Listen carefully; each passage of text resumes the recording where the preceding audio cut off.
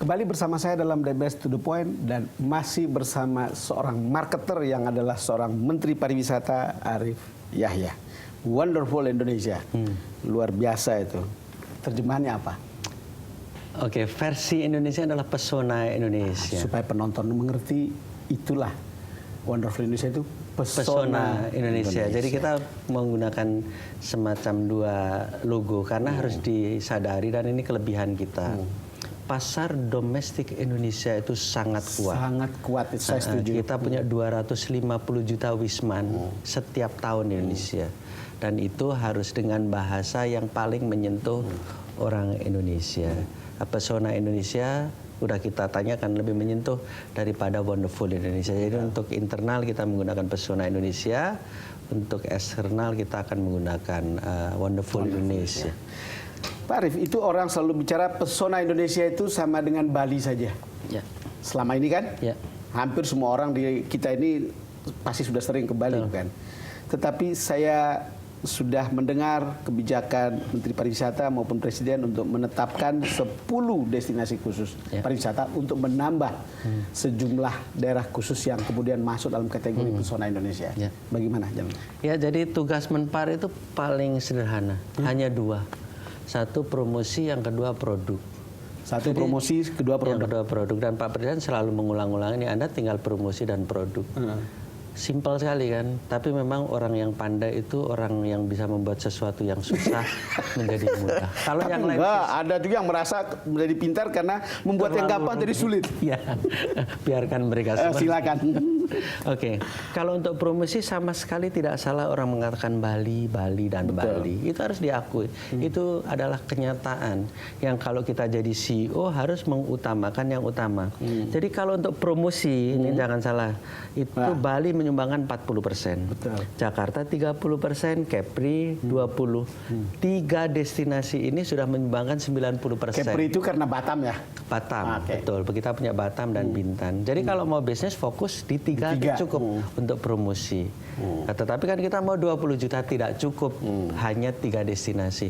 Maka dikembangkan yang satunya yaitu produk.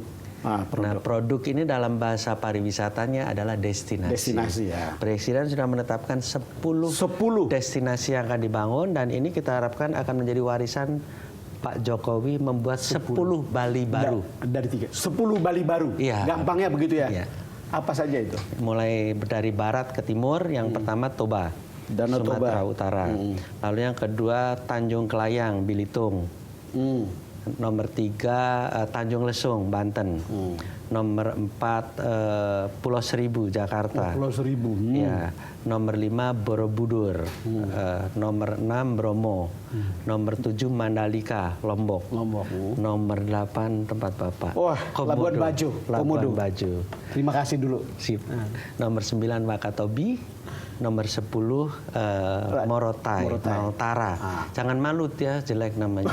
Lebih baik Maltara, Maluku Utara. Maluku Utara. Nah, ada rahasia di sini yang ingin saya share.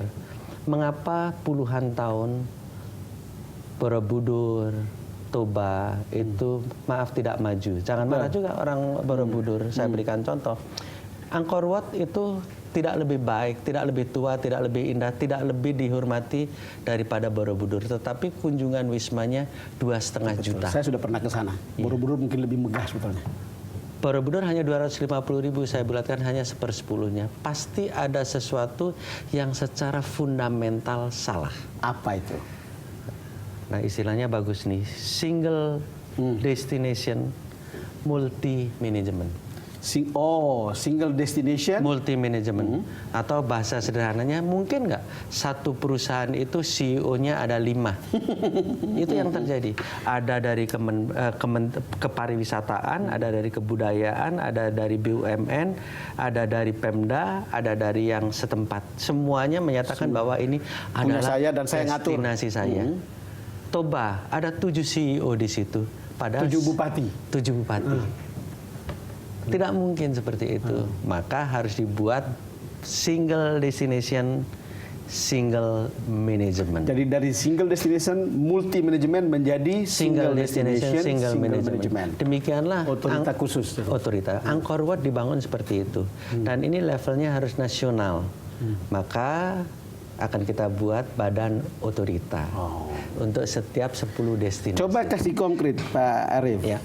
Borobudur itu akan jadi seperti apa? Karena kalau ke Borobudur kan kita tahu ada pagarnya, kita masuk, lalu kemudian di luar itu ada pedagang banyak sekali dan kita jalan keliling baru keluar begitu. Ya. Akan seperti apa kira-kira kalau dibuat dalam bentuk otoritas yang seperti menjadi salah satu Bali baru? Ya, ini beda prinsipnya di situ. Ketika kita membicarakan Borobudur, kita membicarakan bangunan itu. Bedanya saya sedang membicarakan kawasan strategis pariwisata nasional. Itulah bedanya. Itu sama dengan kita membicarakan satu hotel di Bali. Saya tidak membicarakan satu hotel di Bali. Saya membicarakan Nusa sebuah kawasan Dua. Nusa Dua.